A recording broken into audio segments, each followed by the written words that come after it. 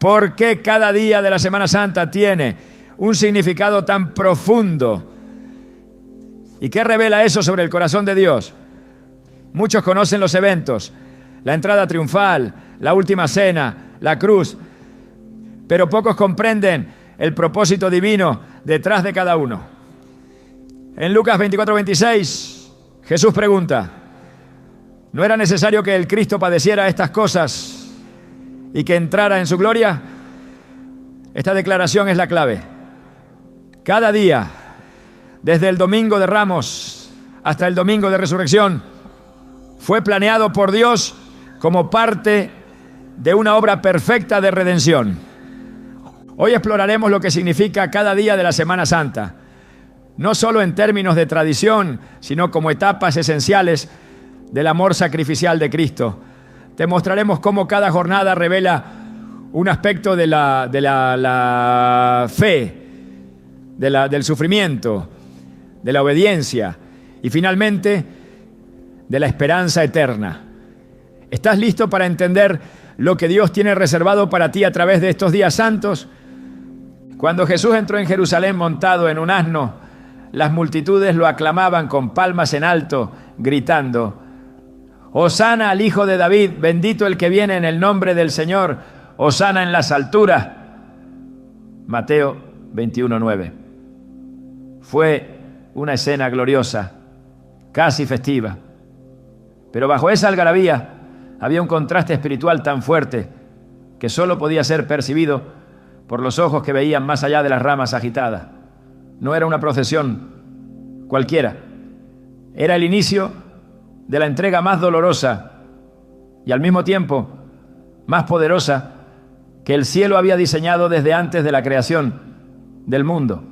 En esa entrada, que a muchos les pareció un triunfo, se escondía ya la semilla de la cruz, y el corazón de Jesús, aunque rodeado de vítores, ya se hallaba en Getsemaní. Este día marca el comienzo de la Semana Santa y sin embargo también desnuda una de las mayores contradicciones del corazón humano, porque muchos de los que gritaban Hosana ese domingo gritarían crucifícales apenas unos días después. Y no es una casualidad que la Escritura nos lo muestre así. La entrada triunfal de Jesús nos revela cómo la fe superficial puede desaparecer ante la primera incomodidad y cómo la alabanza sin convicción puede ser más peligrosa que el silencio. Jesús sabía que la multitud no lo comprendía. En Lucas 19:41-42 se nos dice que cuando llegó cerca de Jerusalén y vio la ciudad, lloró por ella, diciendo: oh, si también tú conocieras, a lo menos en este tu día, lo que es para tu paz, pero ahora está encubierto de tus ojos. El Salvador lloró, no por lo que le esperaba en la cruz, sino porque su pueblo no reconoció el día de su visitación. Aclamaron lo que no entendían. Celebraron al Rey sin comprender el reino. Hoy, el Domingo de Ramos, se conmemora en iglesias de todo el mundo. Se reparten palmas, se canta, se recuerdan aquellos momentos con cierto aire de triunfo.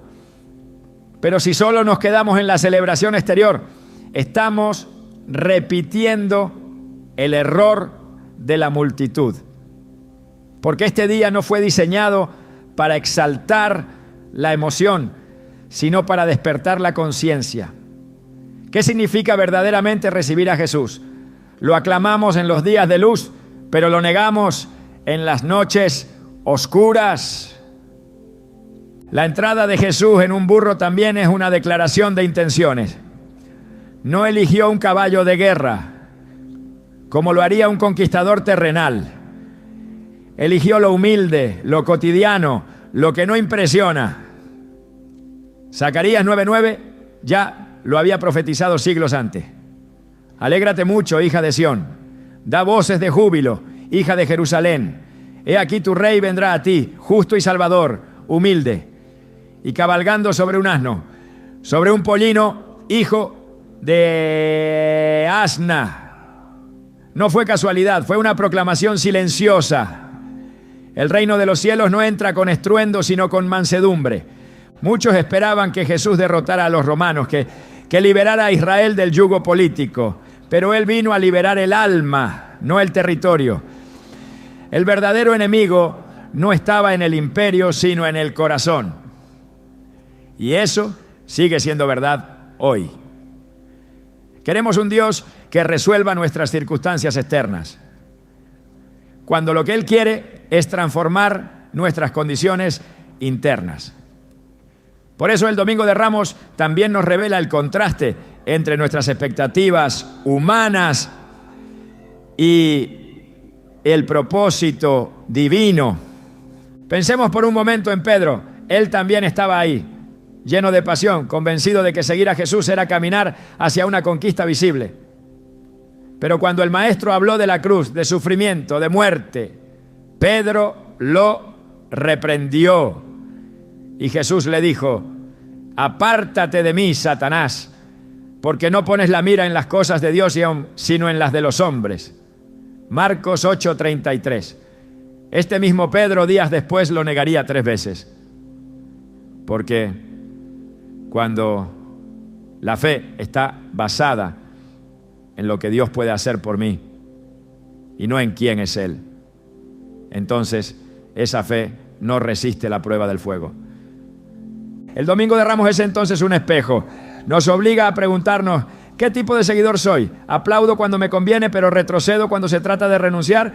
¿Recibo al Rey cuando llega con promesas, pero lo rechazo cuando aparece con una cruz? No olvidemos que mientras la multitud gritaba, los fariseos se llenaban de ira. En Lucas 19:39 a 40 leemos: entonces algunos de los fariseos de entre la multitud le dijeron: Maestro, reprende a tus discípulos. Y él respondió: os digo que si estos callaran, las piedras clamarían. Jesús no buscaba aprobación. Él sabía que la verdad provoca, incomoda, sacude, y aún así entró. Porque esa entrada no fue un acto político, fue un acto profético.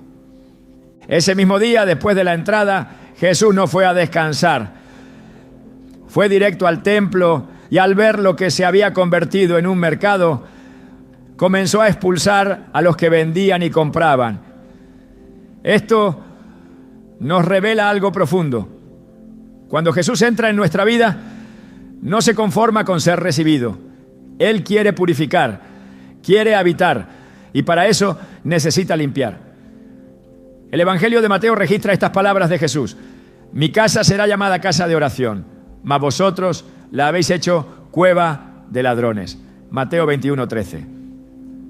Lo que comenzó como celebración se transformó en confrontación. Este contraste es clave.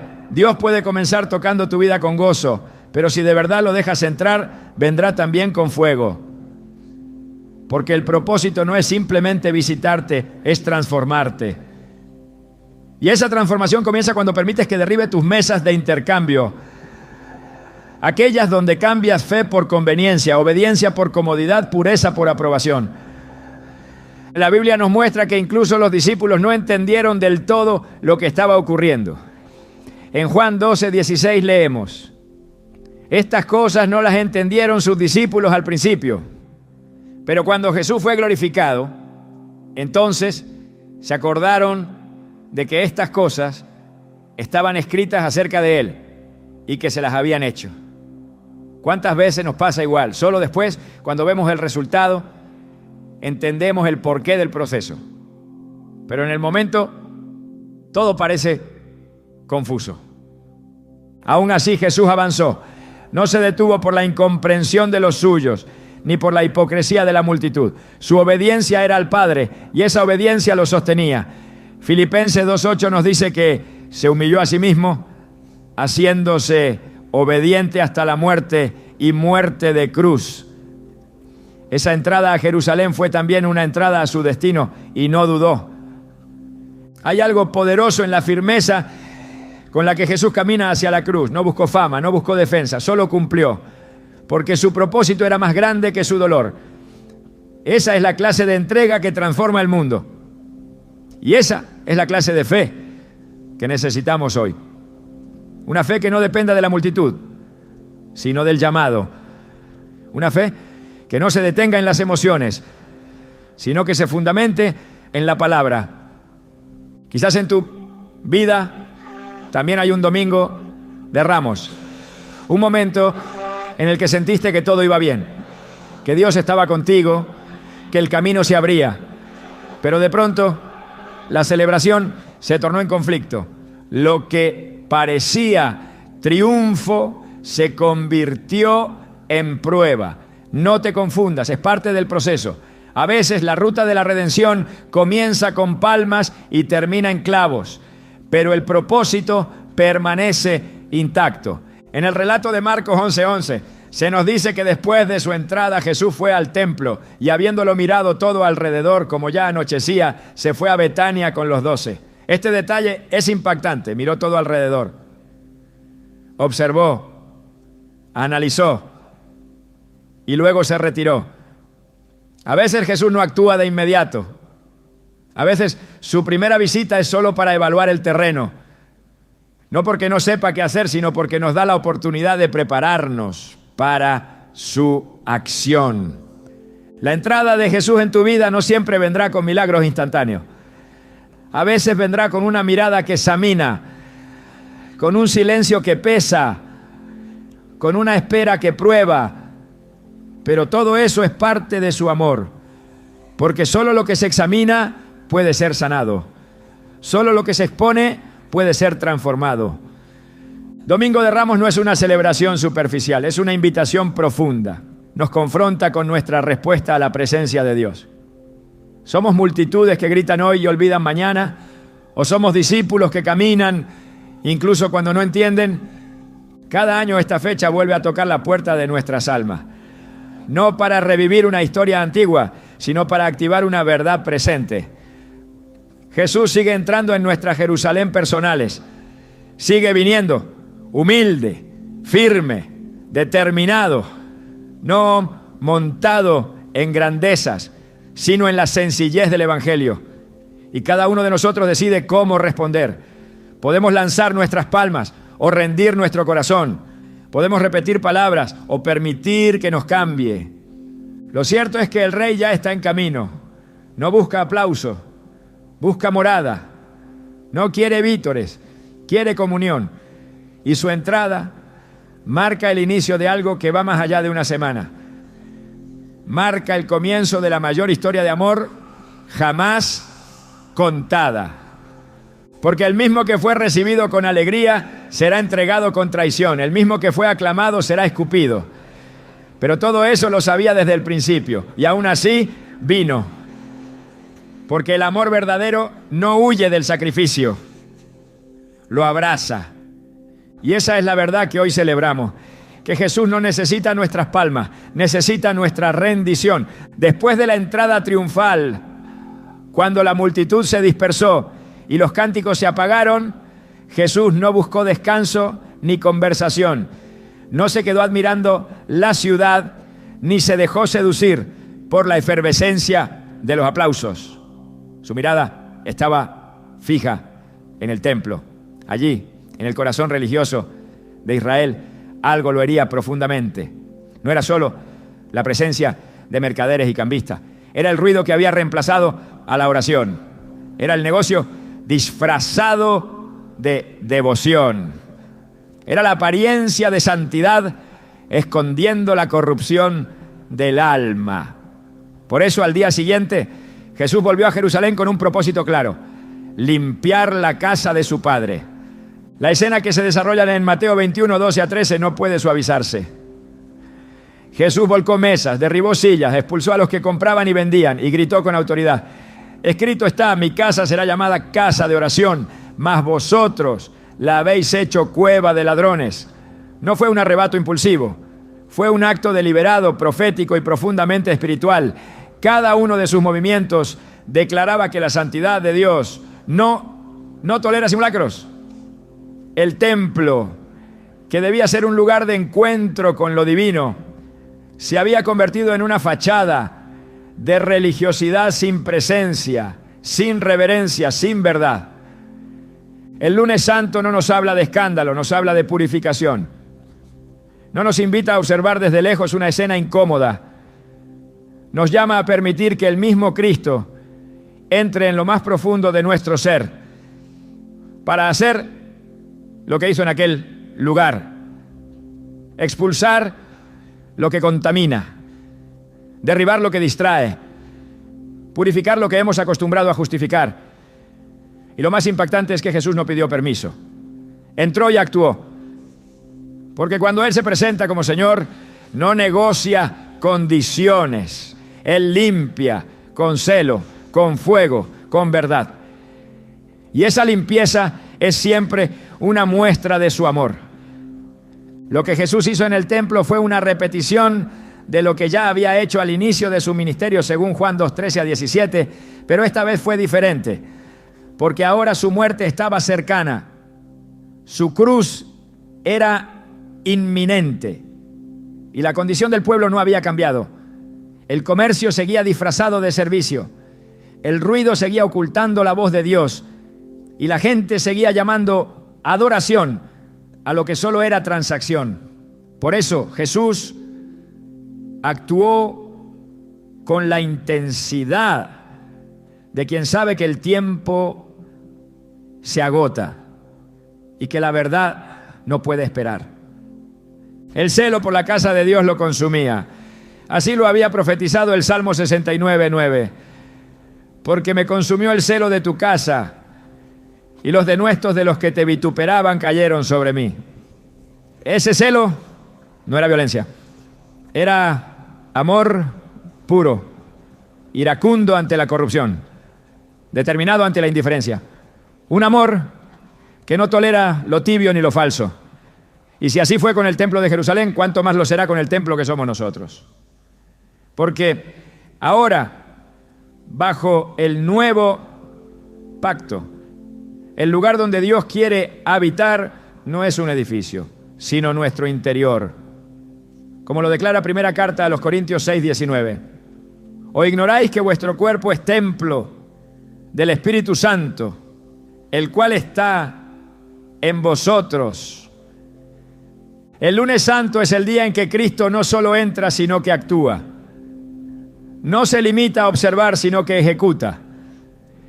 Y lo hace con una intención: restaurar lo que le pertenece. Su acción nos muestra que el amor de Dios no es complaciente, es transformador.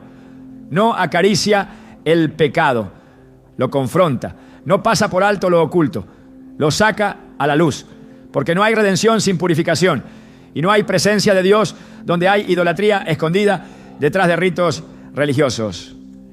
El ruido que Jesús encontró en el templo es el mismo que muchas veces llena nuestra vida. Intercambiamos la intimidad con Dios por la actividad constante. Sustituimos el silencio de la oración por el murmullo de nuestras preocupaciones. Convertimos lo sagrado en rutina y lo eterno en costumbre. Pero Jesús sigue entrando y sigue volcando mesas, no porque nos rechace, sino porque nos ama. No para humillarnos, no, sino para restaurarnos. Es significativo que lo primero que hizo Jesús después de limpiar el templo fue sanar. Mateo 21:14 dice: y vinieron a él en el templo ciegos y cojos y los sanó. La limpieza antecede a la manifestación del poder. Cuando el templo fue purificado, entonces la gracia fluyó. Entonces el milagro fue posible. Esto nos revela un principio espiritual profundo. Donde hay desorden no hay plenitud. Pero cuando el lugar se ordena conforme a la voluntad de Dios, su gloria se manifiesta sin restricciones. Y los niños lo entendieron mejor que los sacerdotes. Mientras los líderes religiosos se escandalizaban por lo que veían, los más pequeños gritaban: ¡Hosana al Hijo de David! Y Jesús, en lugar de callarlos, afirmó lo que está escrito en el Salmo 8:2. De la boca de los niños y de los que maman perfeccionaste la alabanza. La verdadera adoración No nace del conocimiento intelectual, sino de un corazón limpio. No depende de la posición religiosa, sino de la disposición espiritual. El lunes santo nos deja sin excusa, porque no se trata de lo que otros ven, sino de lo que Dios ve. No se trata de cuán bien aparentamos, sino de cuán dispuestos estamos a dejar que Él limpie lo que hemos acostumbrado a esconder. Su presencia no puede coexistir con la falsedad. Su gloria no se manifiesta en lo mezclado. Por eso Jesús entró y limpió. Porque lo primero que hace el amor verdadero es quitar lo que impide el encuentro. En Malaquías 3, 1-3 se profetiza sobre la venida del Señor diciendo: y vendrá súbitamente a su templo el Señor. ¿Y quién podrá soportar el tiempo de su venida? Porque Él es como fuego purificador y purificará a los hijos de Leví. Este pasaje apunta directamente a lo que ocurrió ese día. Jesús vino al templo como el fuego que refina, como el jabón que blanquea. Su presencia no fue cómoda, fue confrontadora, pero también fue necesaria. Porque sin limpieza no hay comunión. Este día también revela una tensión espiritual constante, la que existe entre lo que Dios desea y lo que nosotros permitimos. Él quiere hacer de nuestro corazón una morada santa, pero muchas veces lo llenamos de distracciones, de prioridades ajenas al reino, de prácticas que hemos normalizado pero que en realidad ofenden su santidad. Y en su misericordia Él sigue viniendo, no como juez para condenar, sino como redentor para transformar. La limpieza que Jesús realizó no fue simbólica, fue espiritual, profética y necesaria. Porque su sacrificio en la cruz no sería simplemente para perdonar pecados, sino para abrir el camino a una nueva manera de vivir. Una vida en la que el templo ya no es de piedra, sino de carne. Una vida en la que cada pensamiento, cada intención, cada palabra, cada acto es parte del altar donde Dios quiere habitar. Y no basta con abrir la puerta, hay que permitir que Él haga lo que vino a hacer. Porque cuando Jesús entra no viene a observar, viene a gobernar. Y ese gobierno comienza por el orden. La limpieza es el primer acto de su reinado. Solo cuando se remueve lo impuro puede establecerse lo eterno. Solo cuando caen las mesas del ego se levantan los altares de la verdad. El Evangelio nos muestra que la reacción a esta limpieza no fue arrepentimiento, sino resistencia. Los principales sacerdotes y escribas se indignaron.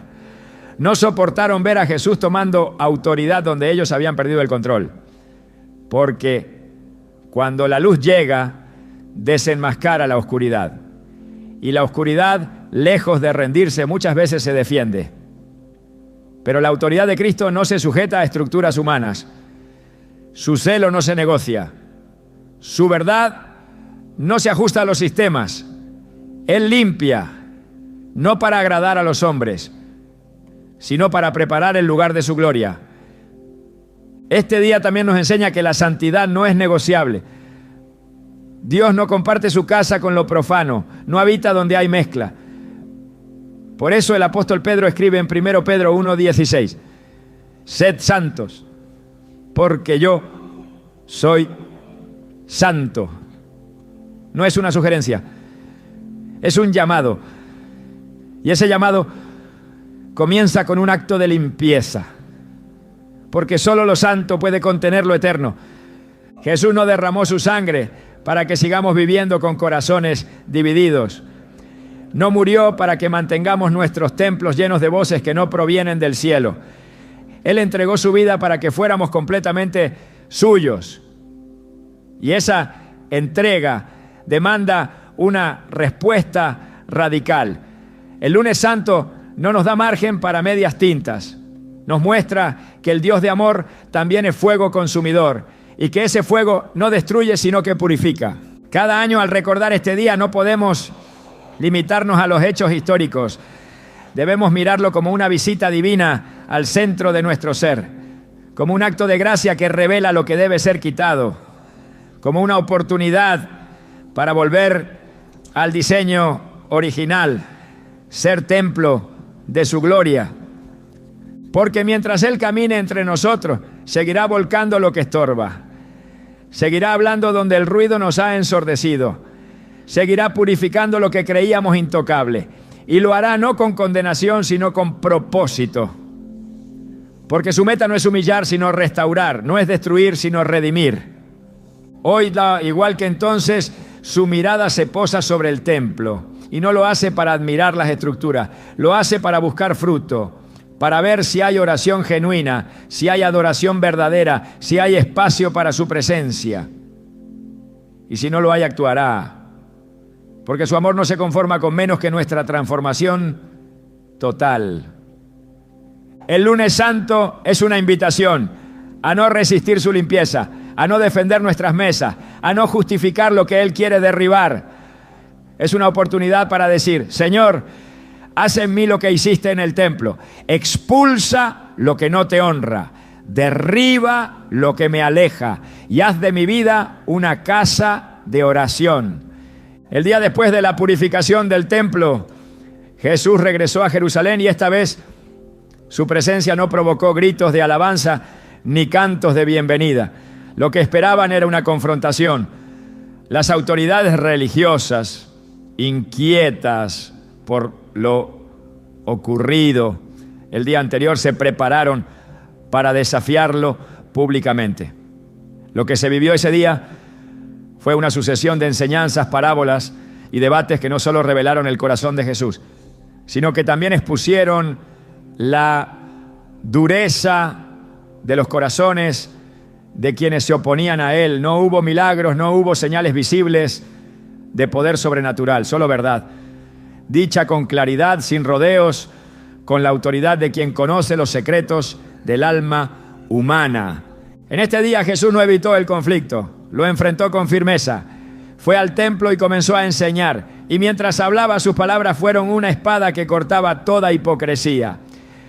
La Escritura registra que los principales sacerdotes, los ancianos del pueblo, los fariseos y los saduceos se acercaron a Él no para aprender, sino para probarlo, para desacreditarlo, para atraparlo en sus palabras.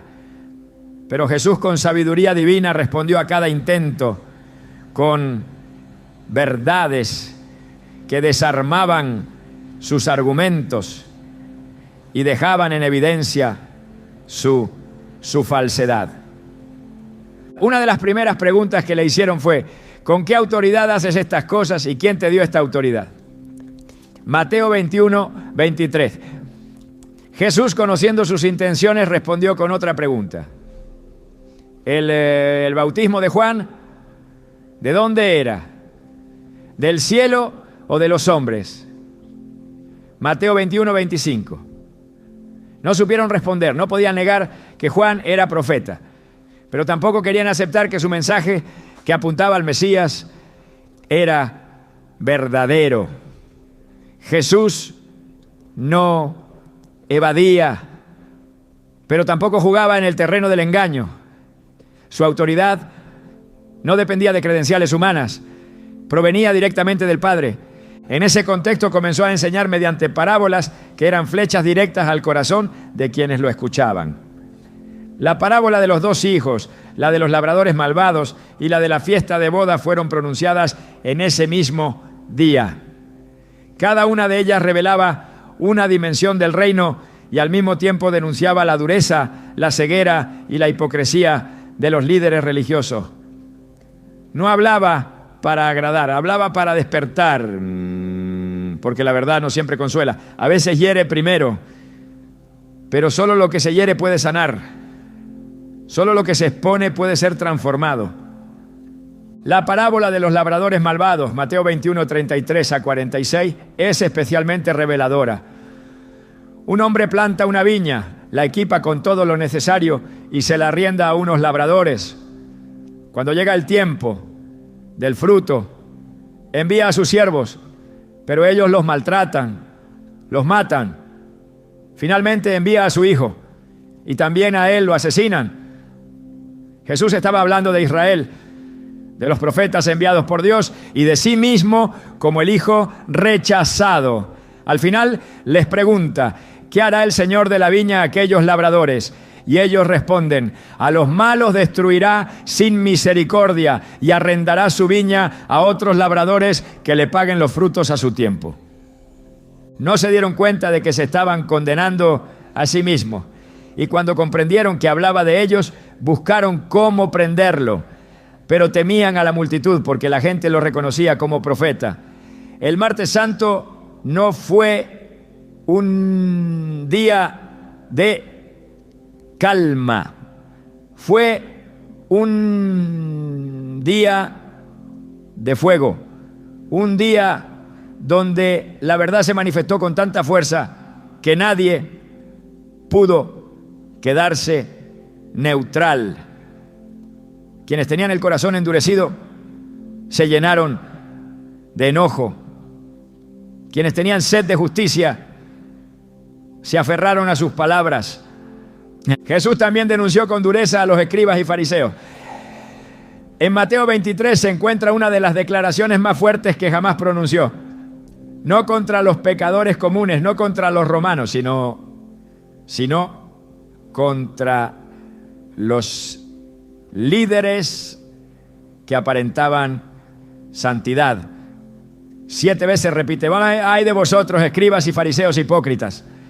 Les reprocha su religiosidad externa, su amor por los primeros lugares, su deseo de ser vistos por los hombres. Les dice que son como sepulcros blanqueados, que por fuera parecen hermosos, pero por dentro están llenos de huesos y de inmundicia. Su voz no tembló, no se contuvo, porque el engaño espiritual es una de las formas más peligrosas de oscuridad. Este día nos enseña que la verdad de Dios no es cómoda, no se ajusta a los intereses humanos, no se doblega ante las estructuras religiosas, no busca aprobación, busca transformación. Jesús no endulzó su mensaje, lo proclamó con firmeza, porque amaba demasiado a su pueblo como para dejarlo en la oscuridad, y porque sabía que ya no había tiempo. Su hora se acercaba, la cruz estaba más cerca, y cada palabra era una última oportunidad para despertar a quienes aún podían oír. También habló del fin de los tiempos. En el Monte de los Olivos consoló con sus discípulos, ¿no? Pronunció el conocido discurso escatológico. Mateo 24 y 25 registran estas enseñanzas. Allí habló de la destrucción del templo, de los falsos cristos, de las señales del fin, del amor que se enfriará, de la gran tribulación. Pero también habló de la venida del Hijo del Hombre, del juicio, de la separación entre ovejas y cabritos. No como una amenaza, sino como una advertencia misericordiosa, porque quien ama, advierte, y quien ve lo que viene, no calla. La parábola de las 10 vírgenes, la de los talentos y la del juicio de las naciones fueron parte de ese mismo día. En ella Jesús reveló que no basta con tener apariencia de fe, hace falta preparación, fidelidad y compasión. El aceite que faltó en las lámparas de las vírgenes insensatas simboliza esa falta de comunión verdadera. El siervo que escondió su talento representa al que desperdicia lo que Dios le confió. Y la separación entre los que dieron de comer, de beber, de vestir, y los que no lo hicieron, muestra que el verdadero amor a Dios siempre se expresa en obras hacia el prójimo. Nada de lo que dijo fue superficial, todo tenía un peso eterno. Porque cuando la verdad de Dios se manifiesta, lo hace con la intención de salvar, de corregir, de redirigir. El martes santo es un día de confrontación espiritual. Un día donde no se puede permanecer indiferente. O se recibe la verdad con humildad o se la rechaza con dureza. Pero no se puede ignorar. Jesús habló sabiendo que lo escuchaban quienes querían matarlo, pero no retrocedió, no suavizó su mensaje, no buscó escapar del conflicto, permaneció firme, porque la verdad no se negocia, se proclama. Y cuando esa verdad proviene de Dios, tiene el poder de quebrantar lo que parece impenetrable, de transformar lo que parecía perdido, de restaurar lo que parecía condenado. También lloró por Jerusalén. En Mateo 23, 37 a 39, pronunció estas palabras: Jerusalén, Jerusalén, que matas a los profetas y apedreas a los que te son enviados. ¿Cuántas veces quise juntar a tus hijos, como la gallina junta sus polluelos debajo de sus alas, y no quisiste? La firmeza de su juicio no se contradice con la ternura de su amor. Jesús no habla desde el enojo, sino desde el dolor. No denuncia por desprecio, sino por compasión. Porque lo que más duele a Dios no es el pecado, sino la resistencia al arrepentimiento. Cada palabra dicha ese día sigue resonando, porque la verdad de Dios no caduca, su mensaje sigue siendo el mismo: rendición, obediencia, integridad. No se trata de conocer la Escritura, sino de vivirla. No basta con aparentar santidad. Es necesario ser transformados por el Espíritu. Y esa transformación solo ocurre cuando nos exponemos a la verdad sin defensas, sin justificaciones, sin orgullo. Jesús no buscó seguidores cómodos, buscó discípulos comprometidos, que pudieran soportar la verdad, que aceptaran la corrección, que estuvieran dispuestos a renunciar a todo por causa del reino. El Martes Santo revela que seguir a Cristo no es una decisión superficial, es una entrega total, un abandono de toda hipocresía, de toda doble vida, de toda religiosidad vacía. Porque solo los que se rinden completamente pueden experimentar la libertad que trae su verdad. Y conoceréis la verdad, y la verdad os hará libre. Juan 8:32. Pero esa verdad, antes de liberar, confronta. Antes de sanar, revela la herida. Antes de consolar, sacude. Porque el Evangelio no es una declaración de comodidad, es una llamada a morir para vivir, a soltar lo falso para abrazar lo eterno. El Martes Santo es la jornada de la verdad que incomoda, pero también la verdad que salva. Es el día en que Jesús levantó la voz no para condenar, sino para despertar. Un día que nos desafía a examinar nuestro corazón, a abandonar todo disfraz espiritual, a rendirnos por completo a la autoridad de Cristo. Porque solo los que se dejan confrontar por su verdad pueden ser transformados por su gracia. El miércoles se abre sin grandes milagros, sin discursos extensos, sin gestos visibles que despierten la atención de las multitudes. En contraste con la intensidad de los días anteriores, este día se sumerge en una calma inquietante. Jesús no aparece enseñando en el templo, ni se registran confrontaciones con los fariseos, ni se proclama públicamente alguna parábola. El Evangelio guarda un silencio que pesa, como el aire antes de una tormenta. Pero ese silencio no es vacío, es sagrado, es la antesala de una entrega definitiva. Es el espacio donde Dios prueba los corazones sin necesidad de pronunciar palabra. Porque hay días en que el cielo parece callar, pero no está ausente, simplemente está obrando en un nivel más profundo. El miércoles santo representa ese tipo de jornada espiritual, cuando el estruendo cesa, cuando la revelación da paso a la espera, cuando la emoción inicial se encuentra con la realidad del compromiso. Y en ese cruce silencioso se revela quién permanece y quién retrocede. En este día, mientras todo parece estar en pausa, algo crucial se está gestando en secreto. Judas Iscariote busca a los principales sacerdotes. No lo hace con luz, lo hace en las sombras. Mateo 26, 14 a 16 nos dice que fue entonces cuando él preguntó: ¿qué me queréis dar? Y yo os lo entregaré. Y ellos le asignaron 30 piezas de plata. Desde ese momento Judas buscaba oportunidad para entregarlo. Es en este día cuando la traición se activa. No con gritos, sino con un acuerdo silencioso. Nada exterior parecía alterado, pero espiritualmente las fuerzas ya se estaban alineando. En la superficie todo puede aparentar calma, pero cuando el corazón ya ha decidido alejarse de Dios, el enemigo encuentra su camino. Y no siempre lo hace con estridencia.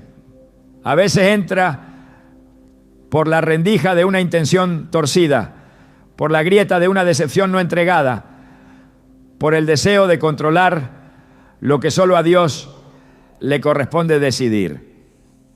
El miércoles santo nos recuerda que el silencio también puede ser parte del plan de Dios. No todos los días están llenos de manifestaciones. Hay días donde lo único que se oye es el eco de una decisión. Y aún en esa aparente quietud, la fidelidad es probada. Porque quien ama verdaderamente sigue firme incluso cuando el cielo no responde de inmediato. La fe madura en la ausencia de señales, no en la abundancia de respuestas. En Isaías 30:15 está escrita una clave espiritual que resuena con la esencia de este día. En descanso y en reposo seréis salvos. En quietud y en confianza será vuestra fortaleza. Hay fortaleza que no nace del hacer, sino del permanecer, del resistir sin ver, del confiar cuando no se entiende. El silencio de Dios no es castigo, es una forma de purificación, una pausa donde se revela la calidad de nuestra fidelidad. Jesús, sabiendo todo lo que venía, no trató de impedirlo, no confrontó a Judas, no denunció el pacto que se estaba gestando en la oscuridad, lo dejó hacer, porque el verdadero poder no necesita demostrar fuerza.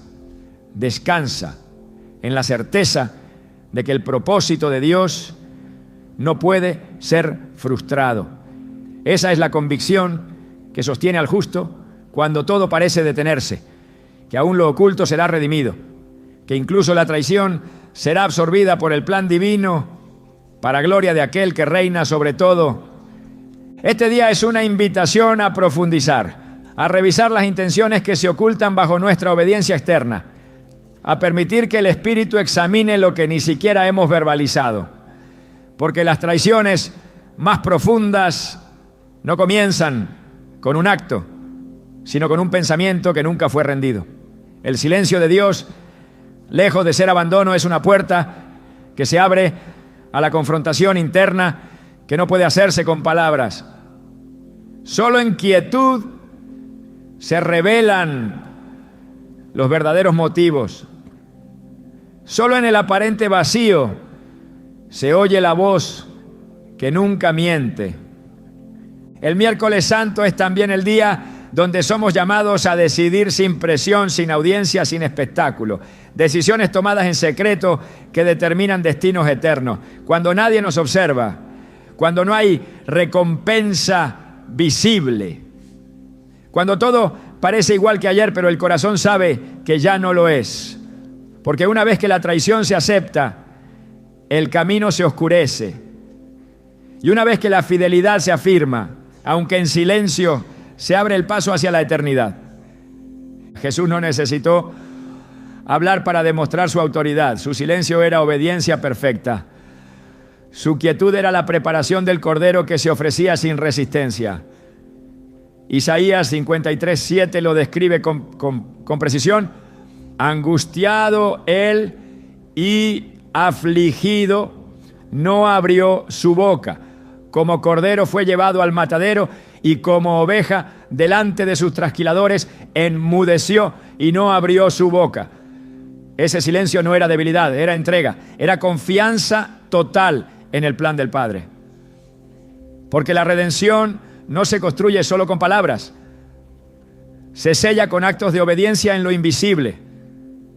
Este día nos desafía a no temer el silencio de Dios, a no desesperar cuando no hay señales, a comprender que muchas veces en los días donde parece no ocurrir nada, se están librando las batallas más determinantes. La fidelidad verdadera no se demuestra en el escenario, sino en el secreto, en la perseverancia silenciosa, en el amor que no exige pruebas, porque sabe a quién ha creído. El miércoles santo no es un día sin significado, es el susurro antes del clamor, el umbral antes del sacrificio, el terreno donde se define lo que no será visto por los hombres, pero será contado en el cielo, porque lo que se decide en lo secreto Dios lo honra en lo eterno. La noche cae y con ella se levanta el velo sobre el misterio más profundo de la entrega. No hay multitudes, ni vítores, ni ruidos de confrontación. Solo un aposento preparado, una mesa dispuesta y un maestro que se arrodilla para lavar pies. El Jueves Santo no es un momento de gloria visible. Es el día donde la majestad se viste de siervo, donde el amor se revela en acciones que el mundo no espera y muchas veces no entiende. Aquí no hay alarde, pero hay poder, un poder que no se impone, sino que se inclina, porque el reino de Dios no avanza con espadas, sino con toallas. Jesús sabía lo que vendría, sabía que esa sería su última cena con los suyos. Conocía el corazón de cada uno, incluso el del que lo entregaría. Y aún así tomó el pan, dio gracias y lo partió. Tomó la copa y la bendijo. No hubo reproches, no hubo amenazas, hubo entrega.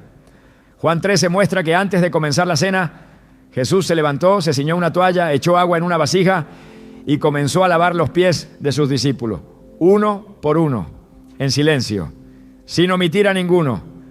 Pedro, perplejo, intentó detenerlo. No entendía cómo el maestro podía humillarse así. Pero Jesús le dijo con firmeza: lo que yo hago tú no lo comprendes ahora, mas lo entenderás después. Juan 13:7. Porque hay actos de amor que solo se comprenden cuando se ha pasado por el fuego del quebranto. Hay gestos que solo adquieren sentido cuando la cruz ha tocado el alma.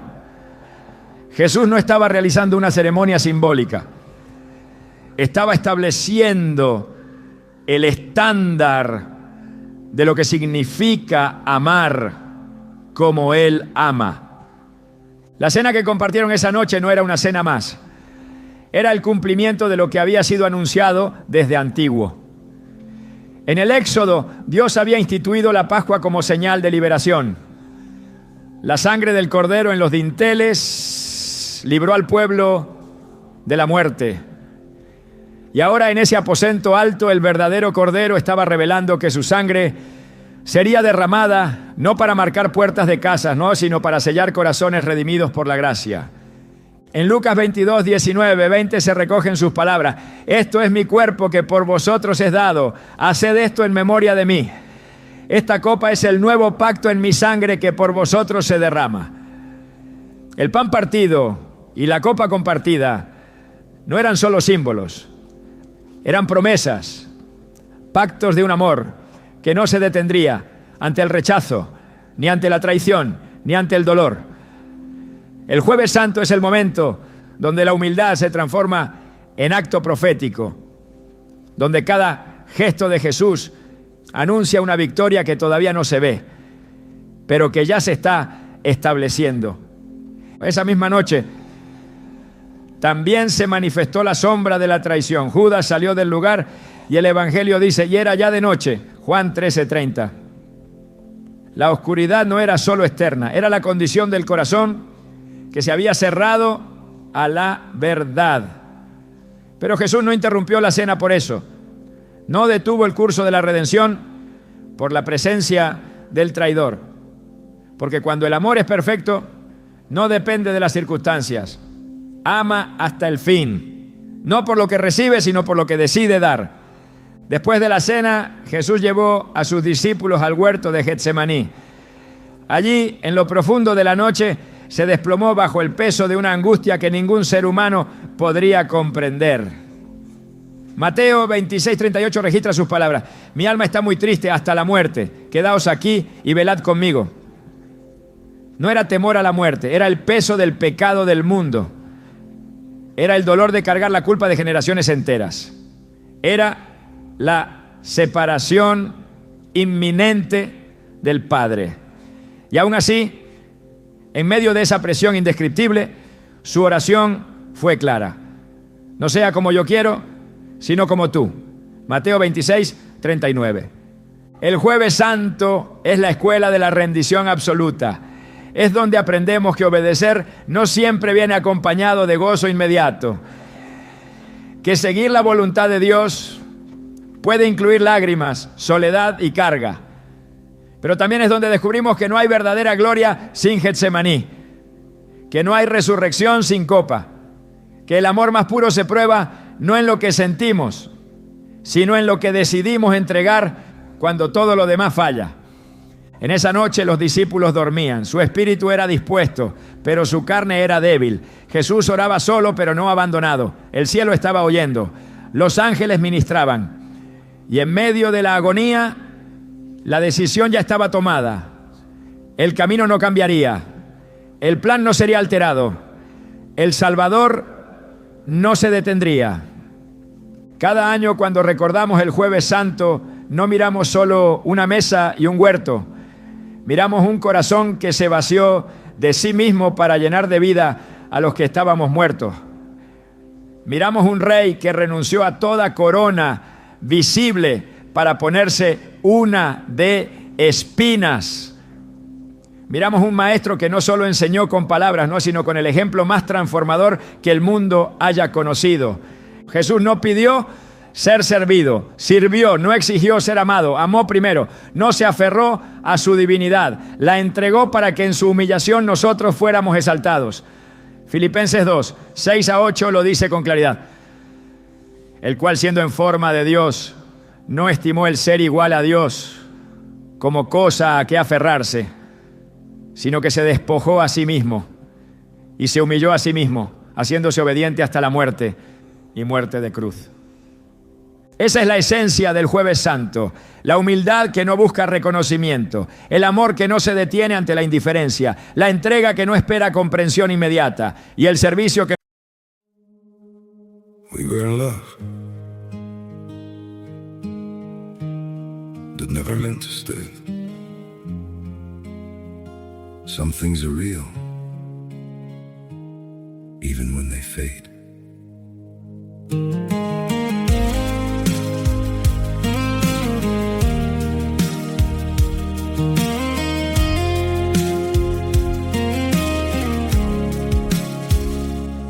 I used to think if we kept holding on, we could bend the truth somehow.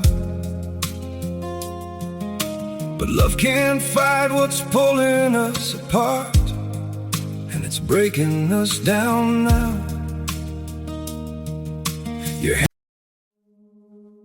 We were in love that never meant to stay. Some things are real, even when they fade.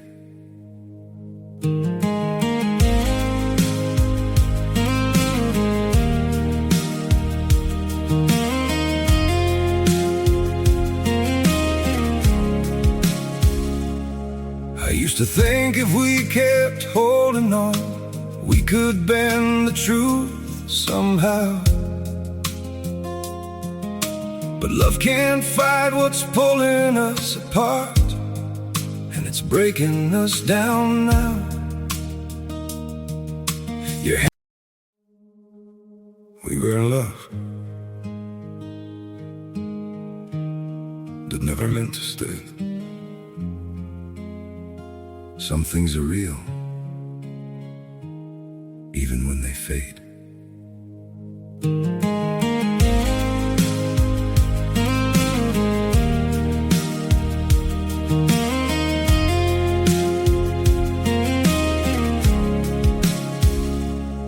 I used to think if we kept holding on, we could bend the truth somehow. But love can't fight what's pulling us apart, and it's breaking us down now.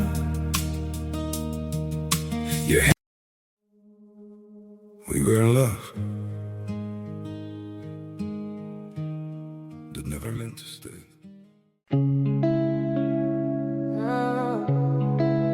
Nobody breaks my world. Yeah, walk straight through. You're the only exception in my crew. I was a lone wolf, walking cold nights, heart locked down like a phone with no lights. Never let a soul step close to my zone, kept my feelings in a vault, made it still in stone. But You came in soft like a midnight breeze. Turn my stones calm, got me falling to my knees. Your voice is deeper than a baseline drop. Now my world spins different and it won't ever stop. And your hero scripts running inside my mind. Deleted all the ghosts I get trapped behind. Girl, I swear with your hand in mine, even my shadow started learning how to shine. You're the only exception in my code, the one rule I break, the truth I hold. In a world full of noise, you're my quiet song. You're the place I belong when my heart stays strong. You're the only exception in my code, yeah, the only one I'll never outgrow. And I rewrite every line just to let you know you're the love I chose, the one I won't let go. I used to move fast, never slow for a soul. Eyes on the ground, mind stuck in control. Love was a word I never dared to trust, but you turned that dial back and it was. You changed my rhythm, changed my pace, put a softer heartbeat inside his chest. Your touch is different like a spark in a wire, lighting up a city made of hidden fire. You got me dreaming bigger than I planned, like building whole worlds right inside your hands. Girl, you're the truth in a world of lies, the only North Star in my midnight skies. You're the only exception in my code, the one rule I break, the truth I hold. In a world full of noise, you're my quiet song. You're the place I belong when my heart stays strong. You're the only exception in my code, yeah, the only one I'll never outgrow. And I rewrite every line just to let you know you're the love I chose, the one I won't let go.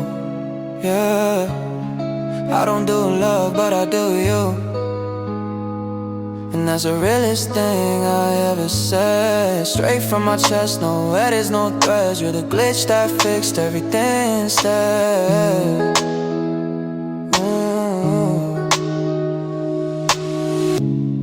You're the only exception in my code, my constant light when the nights get cold. If the world breaks down, I'll still return to you.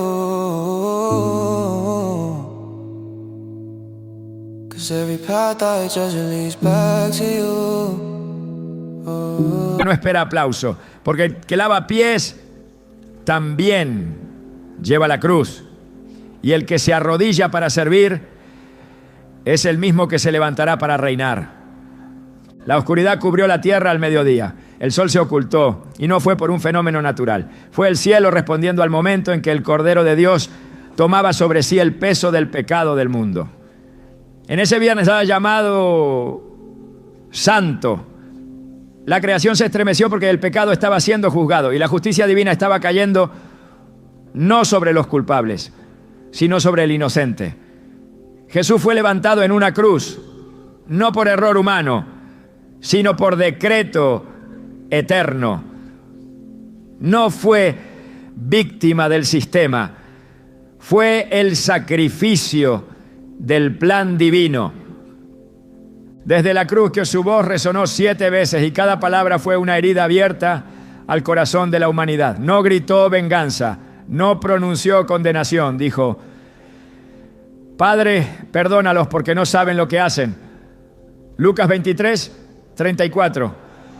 Perdón en medio del dolor, gracia en medio del juicio, amor cuando el odio se burlaba.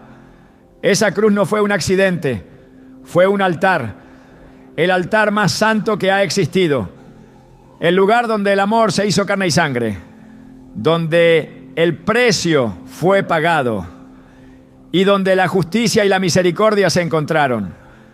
Los que miraban desde abajo no entendían, algunos lo insultaban, otros lloraban. Los soldados jugaban con sus vestiduras. Nadie sabía que estaban presenciando el momento que dividiría la historia para siempre. Allí, suspendido entre el cielo y la tierra, Jesús sostuvo el peso de cada traición, cada mentira, cada pecado de cada generación. Y aún así no retrocedió. Su amor no dependía de la respuesta de la gente, era una decisión eterna. Juan 19:30 registra las últimas palabras del Salvador antes de entregar su espíritu. Consumado es. No fue un grito de derrota, fue un grito de victoria. Todo estaba cumplido. Todo lo necesario para la redención había sido hecho.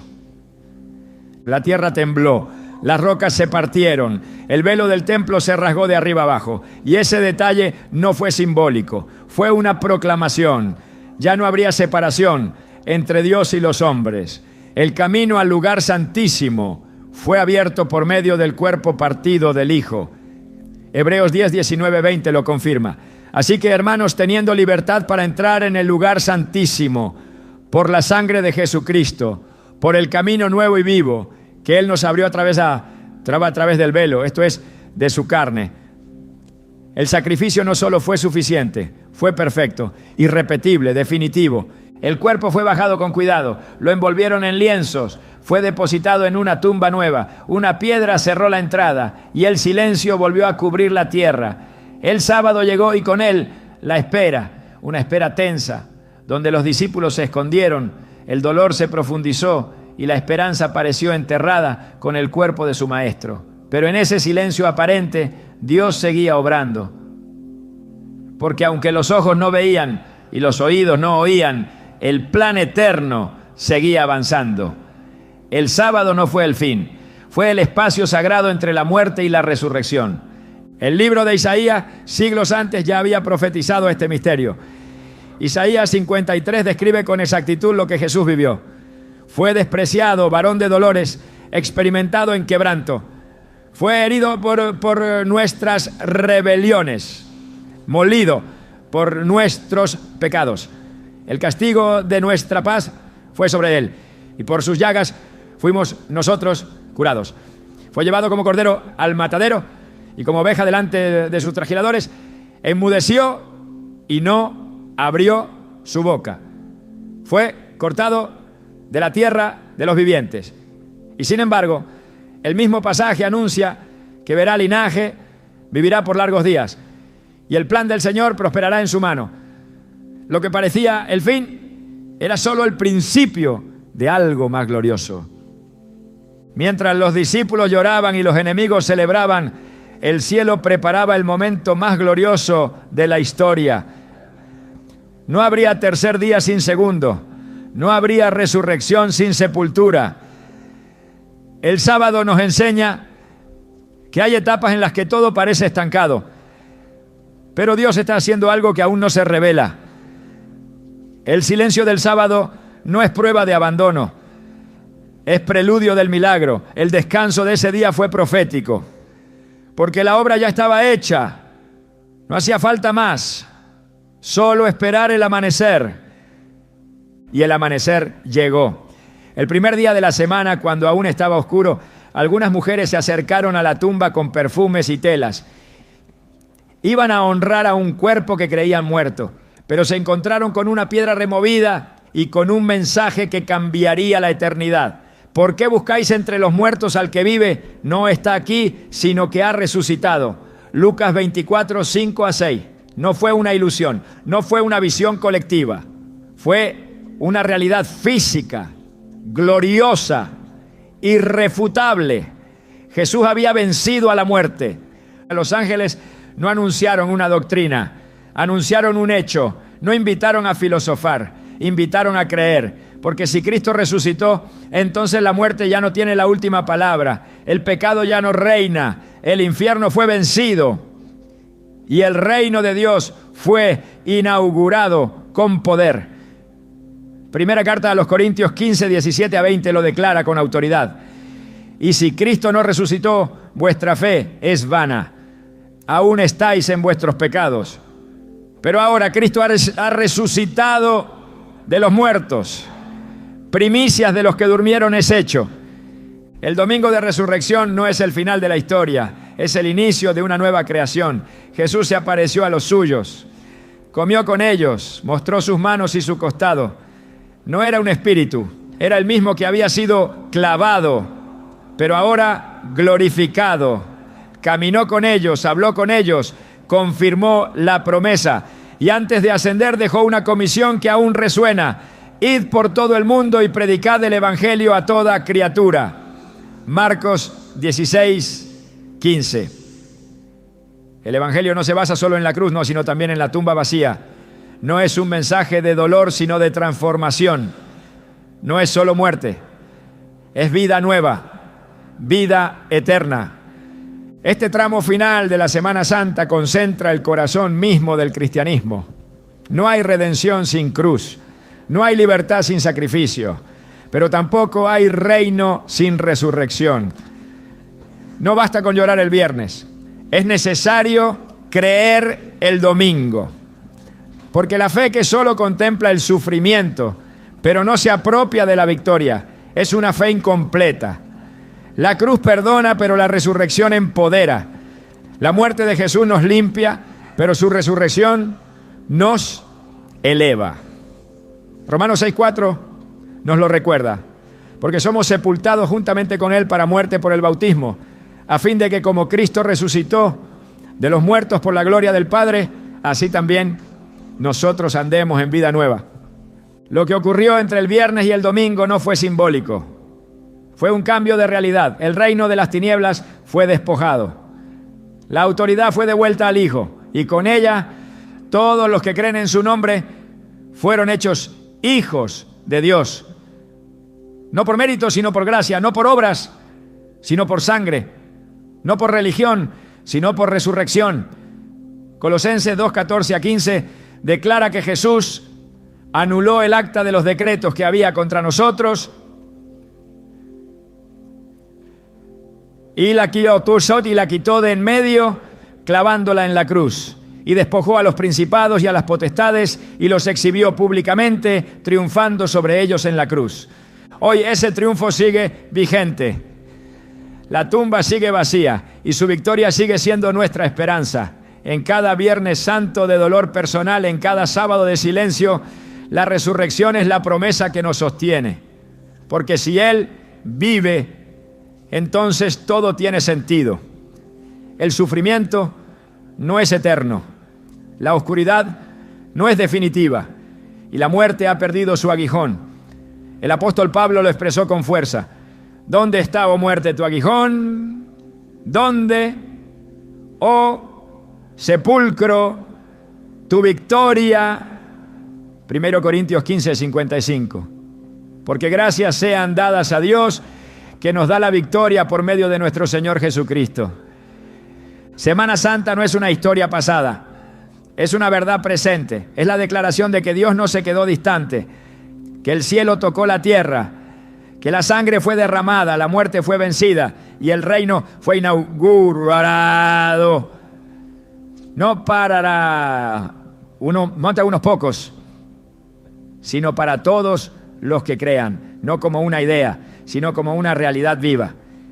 El viernes nos recuerda cuánto costó, el sábado nos enseña a esperar, el domingo nos llama a vivir, a caminar como resucitados, a anunciar que la muerte no tiene la última palabra, que el amor venció, que el Hijo volvió y que nada podrá separarnos jamás del amor de Dios que es en Cristo Jesús, Señor nuestro.